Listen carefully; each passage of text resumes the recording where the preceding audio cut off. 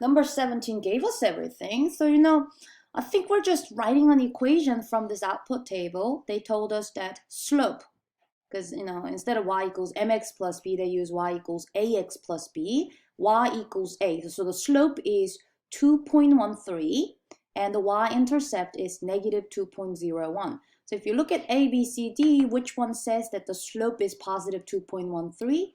B says that, and D says that. I can see A and C, they switched the slope and the y-intercept. But from y equals mx plus b, A, the coefficient of x is the slope, so slope is A, and y-intercept is B. So by just that much, I can eliminate A and C. The answer is either B or D because they identify the slope and the y-intercept correctly. Okay? All right. So which one is the equation? So we're finding the equation. I think this one is the easiest one, actually, if you think about it.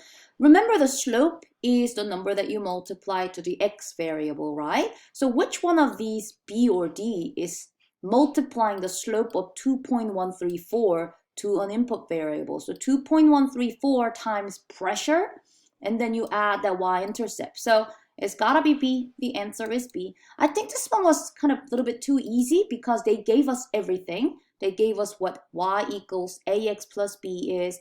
So we just had to put it on an equation. So if just reading from the choices are confusing, I could just write our own equation here. We can say it's y equals ax plus b, where a is what?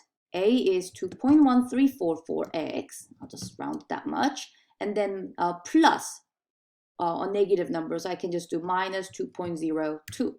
So that's the equation, and then you can see 2.13 is the number that's getting multiplied by an x variable. So and that's negative 2.